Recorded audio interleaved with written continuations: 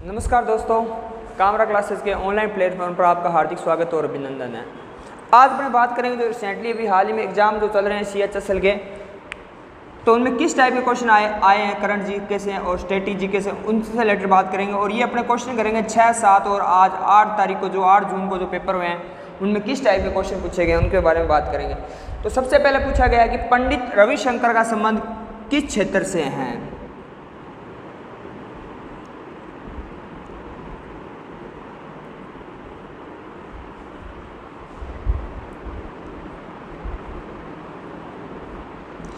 इन्होंने पूछा कि पंडित जो रविशंकर है उनका संबंध किस क्षेत्र से है, यानी कौन सा वाद्य यंत्र बजाते हैं। तो ये बहुत बार आ चुका ऑलरेडी क्वेश्चन पेपर में, और ये है सितार वादक। इनका कौन सा संबंध है, किससे संबंध है इनका? सितार वादक से संबंधित है। किससे है? सितार वादक से। अब ये तो हो गया कि पंडित रविशंकर का संबंध सितार वादक से। अब एक क्वेश्चन ये भी पूछ सकता है कि पंडित शिव कुमार शर्मा का संबंध किस क्षेत्र से है। जो आने वाले पेपर है उनमें पूछ सकता है। और ये एक्चुअली में अपने लिए इंपॉर्टेंट इसलिए है क्योंकि इनका हाल ही में अपने बीच नहीं रहे, इनका निधन हो गया। तो ये थे संतूर वादक है। क्या थे ये? संतूर वादक। देखो आज के टाइम में जो पेपर हो रहा है ना, भले वो स्टेट की बात करें, अगर सेंटर की बात करें, तो हर एक पेपर में एक क्वेश्चन इस ऐसा रिलेटेड आ रहा है जिसमें वो कोई किसी का नाम देखकर वो चीज़ें पूछ रहा है। अब अगर बात करें अपने, तो एक नाम और आता है जाकिर हुसैन।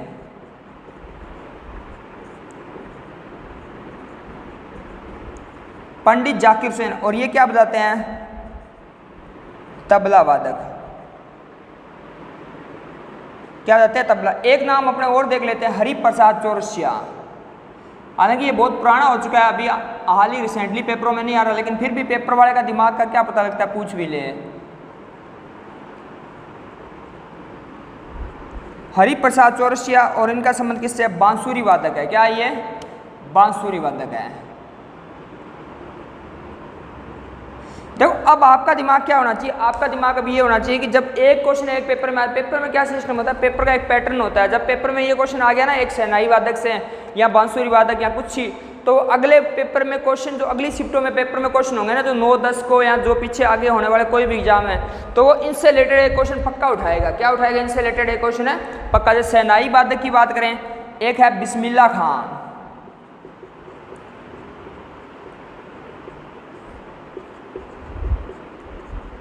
क्या बजाते हैं ये? शहनाई। क्या बजाते हैं? शहनाई। अब देखो, अब आपका दिमाग ये चलना चाहिए कि जब आपको पता लग गया ना कि एक क्वेश्चन इससे रिलेटेड आया, तो आने वाले टाइम में आपको पता होना चाहिए जाकिर हुसैन भी आ सकता है, पंडित शिव कुमार शर्मा भी आ सकता है, हरिप्रसाद चौरसिया भी आ सकता है, बिस्मिल्लाह खान भी आ सकता है। ये तो मैंने मेन में लिखा है। इसके अलावा भी बहुत सारे हैं जिस पे अपने एक स्पेशल वीडियो बनाएंगे, जिसमें अपने वाद्य यंत्र और उनसे संबंधित जो जिन्होंने वाद्य यंत्र से संबंधित जो फेमस है उनके बारे में अपने बातचीतें करेंगे। अब बात करते हैं दूसरा क्वेश्चन कौन सा पूछा गया था।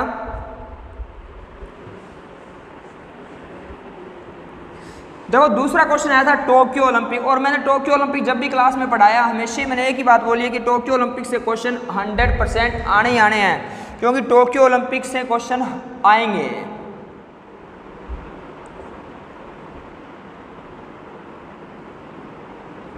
है ना, इस पे भी एक वीडियो बनाएंगे अपने टोक्यो ओलंपिक से। देखो इसका जो आयोजन है वो 2021 में जरूर हुआ है, लेकिन वो काउंट कब होगा? 2020 में ही होगा। कब होगा? 2020 में, और जापान की राजधानी टोक्यो में। तो जो क्वेश्चन देखो पहले कौन सा है, क्वेश्चन आया था मीराबाई चानू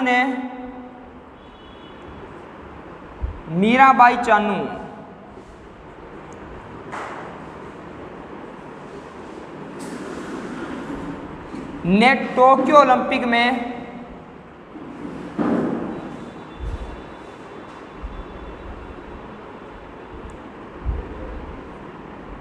कितने किलोग्राम भार वर्ग में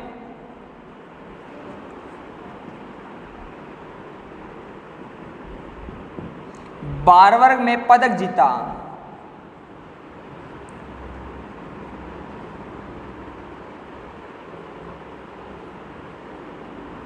देखो यहाँ पे चीजें बहुत सारी सिंपल सी बात है। इन्होंने पूछा टोक्यो ओलंपिक, यहाँ पे पैरा पूरा कुछ नहीं दिया, इस बात का भी ध्यान रखना। जब पैरा नहीं दिया तो सीधा टोक्यो बढ़ना है। तो कितने किलोग्राम भार वर्ग में इन्होंने पदक जीता? तो इन्होंने 49 किलोग्राम भार वर्ग में जीता।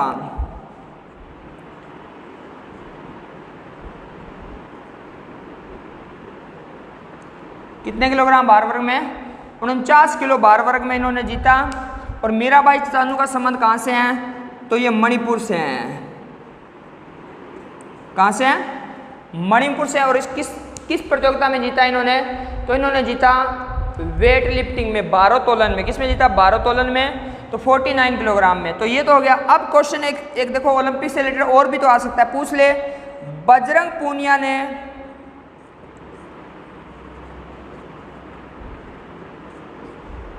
कौन सी कैटेगरी में और कितना किलोग्राम का वजन उठाकर भारत के लिए कांस्य पदक जीता? तो 65 किलोग्राम में। और ये थे फ्री स्टाइल रेसलिंग। मतलब ये किससे संबंध है? कुश्ती से। किससे संबंध है? कुश्ती से। 65 किलोग्राम भार वर्ग में इन्होंने कौन सा पदक जीता भारत के लिए? कांस्य पदक। कौन सा? कांस्य पदक। 2 पदक हो गए टोटल। भारतीय कितने पदक जीते थे? 7। 1 गोल्ड, 2 सिल्वर और 4 कौन से जीते थे? Bronze medal. कौन से जीते थे? 4 ब्रॉन्ज।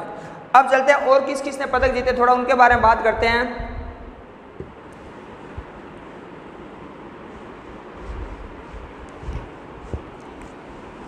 तो एक नाम था लवलीना बोरगोहेन।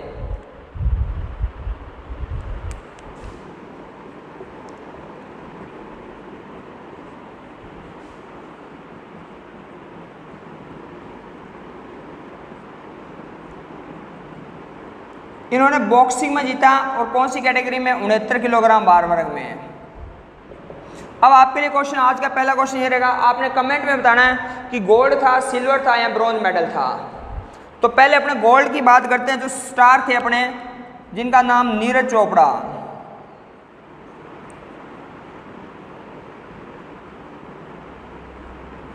ये भारत के लिए गोल्ड मेडल जीता। किसमें? भाला फेंक में, जिसको अपने जेवलिन थ्रो बोलते हैं। और बाद में इनके भाला जीतने, भाला फेंक 7 अगस्त को जीता था इन्होंने। तो इसके दिवस पर भारतीय एथलेटिक्स संघ ने 7 अगस्त को राष्ट्रीय भाला फेंक दिवस भी घोषित कर दिया। इन्होंने कितने मीटर का भाला फेंका था? ये अभी राजस्थान पुलिस में आया था 87.58 मीटर का। इन्होंने जो भाला फेंका, इसका वजन कितना था? 400 ग्राम। ये बैंक के पेपर में, एसबी के पेपर में पूछा हुआ क्वेश्चन है। कितना था? सॉरी 800। कितना था? 800 ग्राम। कितने का था? 800 ग्राम का। नीरज चोपड़ा का संबंध किस खेल से? भाला फेंक से। 800 ग्राम 87.58 मीटर का। रहने वाले कहाँ से? हरियाणा के पानीपत से। ये भारत के दूसरे ऐसे व्यक्तिगत, अगर बात करें इंडिविजुअल इवेंट की, तो अभिनव बिंद्रा के बाद में दूसरे व्यक्ति बने थे जिन्होंने भारत के लिए कोई पदक जीता था। और वो पदक कौन सा था? Gold medal. कौन सा था? Gold medal. अब बात करें तो एक नाम और था, रवि कुमार दहिया।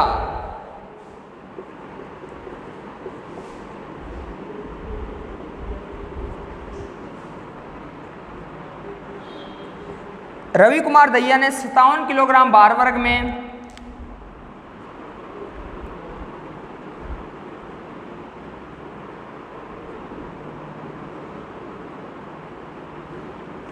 सिल्वर मेडल जीता। कौन सा मेडल जीता? 57 किलोग्राम भार वर्ग में सिल्वर मेडल जीता।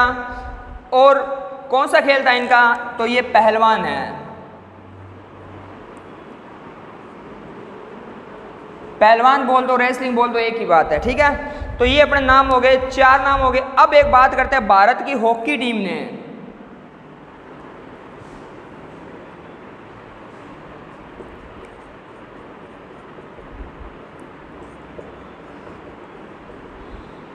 भारत की हॉकी टीम ने लगभग 41 साल के बाद भारत के लिए हॉकी में कोई पदक जीता था। और वो पदक आया था भारत को ब्रॉन्ज मेडल। कौन सा पदक आया? कांस्य पदक। और भारत किस देश को रहता? तो भारत ने जर्मनी को 5-4 से हराकर भारत ने ये पदक जीता। कौन सा पदक जीता? खुशी आ जाती है चेहरे पे। देखो भारत जब हॉकी की बात करें ना, ऑटोमेटिक चेहरे पे खुशी आ जाती है ना। तो भारत ने कौन सा पदक जीता था? कांस्य पदक जीता। 5-4 से रहा जर्मनी को। किसको? जर्मनी को। चलो आगे देखते हैं इसमें, थोड़ा सा आगे चलो, यहीं ऊपर देखते हैं थोड़ा इसमें पहले तो, कि इससे पहले भारत ने 1980 में जो मास्को ओलंपिक है, जो रूस की राजधानी मास्को, उस ओलंपिक में भारत ने कौन सा पदक जीता था? तो भारत ने गोल्ड पदक जीता था, गोल्ड मेडल। कौन सा मेडल? Gold medal. अब आपके लिए दूसरा क्वेश्चन रहेगा कमेंट में कि जिस भारतीय टीम के लिए ये पदक जिताया था उस टीम के कप्तान कौन थे, है ना, क्योंकि लीडिंग फ्रॉम द फ्रंट कप्तान ही होता है जो टीम को आगे लेकर चलता है, नेतृत्व करता है। तो और किसने जीता था, थोड़ा उसके बारे में बात कर लेते हैं।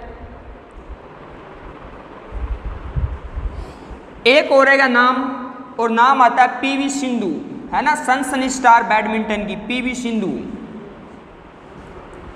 उन्होंने भी कारनामा किया होगा कुछ, तभी तो इनका नाम आता है ना, पीवी सिंधु। बैडमिंटन की अगर बात करें तो सनसनी स्टार है बैडमिंटन की। तो इनका संबंध किस खेल से है, बैडमिंटन से। कहाँ की है, तेलंगाना हैदराबाद, है ना, हैदराबाद तेलंगाना की है। और इन्होंने कौन सा मेडल जीता, तो इन्होंने कांस्य पदक जीता। कौन सा, कांस्य। लेकिन इनकी खासियत ये थी कि ये भारत की एकमात्र ऐसी महिला बनी थी जिन्होंने लगातार, एकमात्र महिला बोला है मैंने, न कि पुरुष बोला, ठीक है, जिन्होंने लगातार भारत के लिए 2 ओलंपिक में 2 पदक जीते थे। इससे पहले इन्होंने 2016 ओलंपिक हुआ था, उसमें भी भारत के लिए कौन सा मेडल जीता था, सिल्वर मेडल जीता था। मुझे याद है कि ये किससे हार गई थी, ये स्पेन की खिलाड़ी मरीन से हार गई थी ना फाइनल में। कोई बात नहीं, अच्छा प्रदर्शन किया फिर भी। लेकिन पीवी सिंधु बैडमिंटन कांस्य पदक जीता था टोक्यो ओलंपिक। कौन से ओलंपिक, टोक्यो। अब टोक्यो ओलंपिक की थोड़ी और बात करें तो भारत का रैंक भी पूछ सकता है पेपर में। और मैं कहता हूँ टोक्यो ओलंपिक जब तक 2024 में फ्रांस के पेरिस में ओलंपिक नहीं होंगे तब तक टोक्यो ओलंपिक से क्वेश्चन आएंगे। अब ये आपका दिमाग, आपका मस्तिष्क काम करेगा कि आप इन चीज़ों को याद करते हो या नहीं करते हो। भारत का रैंक आया है 48वां। इस चीज़ को ध्यान से देखना, भारत का रैंक कौन सा है, 48वां। ये मैं बात कर रहा हूँ टोक्यो ओलंपिक की, न कि टोक्यो पैरा ओलंपिक की। तो टोक्यो ओलंपिक में भारत का रैंक कौन सा है, 48वां आया था। तो और पहला रैंक पूछ ले तो पहला रैंक यूएसए का आया था। किसका आया था, यूएसए का। तो ये सारी चीज़ें अपने की है। अब चलते हैं नेक्स्ट क्वेश्चन पे। कौन सा क्वेश्चन पेपर में पूछा गया है, ये सारे क्वेश्चन है जो 6, 7 और 8 जून को पेपर में पूछे गए हैं। अगला क्वेश्चन है 15वां हॉकी पुरुष वर्ल्ड कप कहां होगा।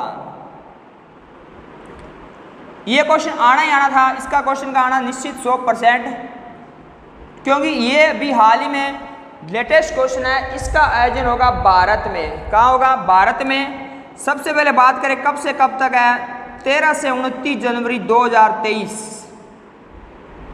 भारत भी तो बहुत बड़ा है ना, भारत में भी तो 28 राज्य और 8 केंद्र शासित प्रदेश है। तो भारत में कहाँ होगा, तो एक तो होगा उड़ीसा की राजधानी भुवनेश्वर में।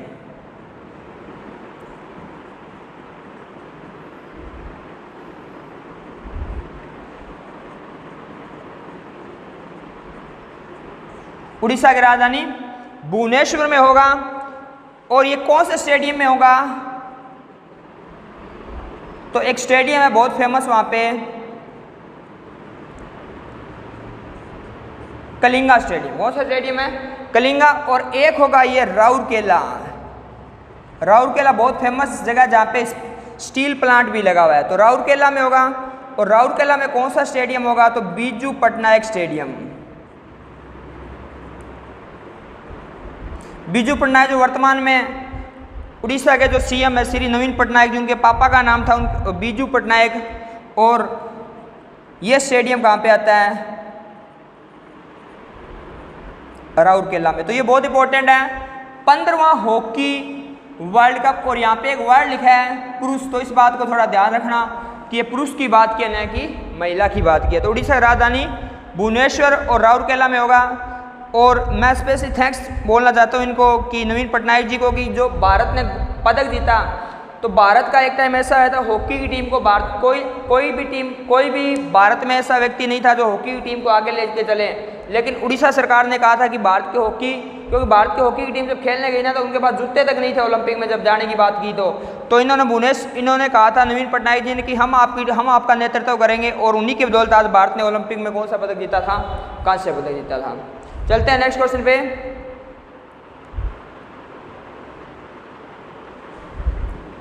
खेल से संबंधित बहुत सारे क्वेश्चन आ रहे हैं पेपर में लगातार। अब पूछा है 7वां आईसीसी T20 वर्ल्ड कप किसने जीता है।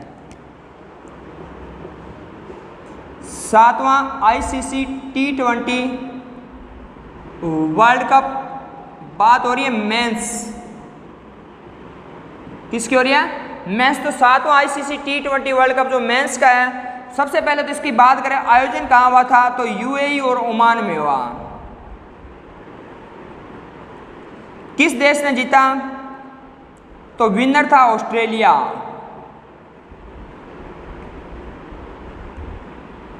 कौन था? ऑस्ट्रेलिया। और रनर अप की बात करें तो ऑस्ट्रेलिया ने न्यूजीलैंड को हराया था, आई थिंक 8 विकेट से। कितने विकेट से? 8 विकेट से। तो 7वां ICC T20 world cup winner कौन है?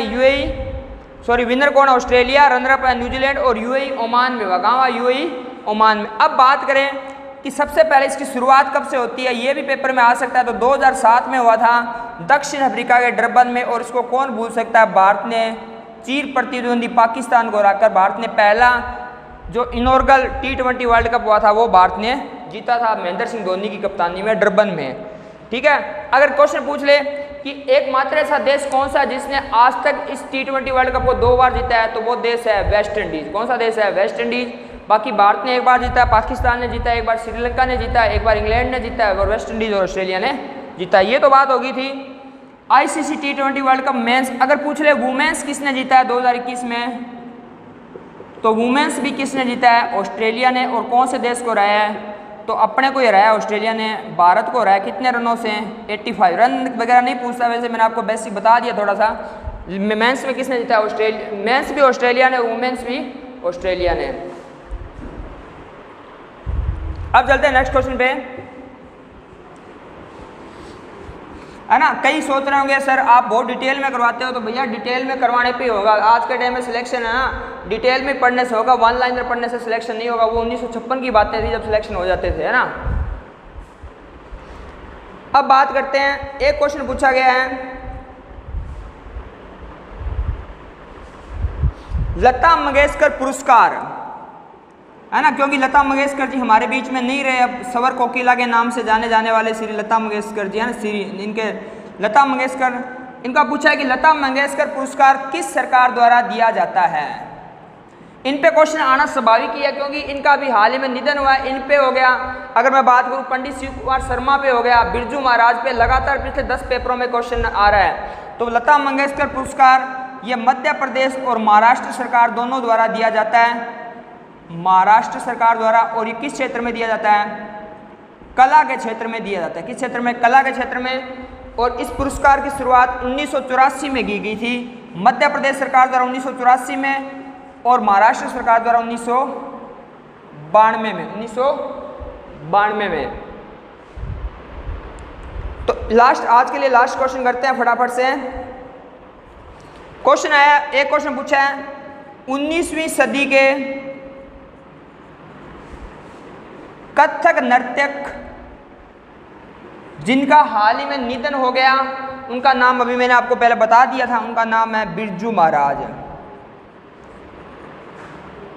अब अगले पेपर में 100% पूछ सकता है कि जो कथक है वो कहाँ का नृत्य है ना। तो ये कथक एक क्लासिकल डांस है उत्तर भारत का। कहाँ का? उत्तर भारत का।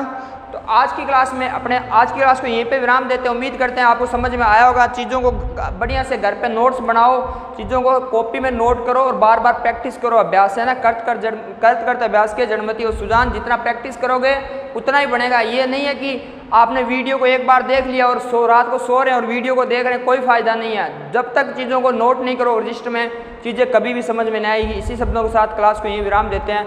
जय हिंद।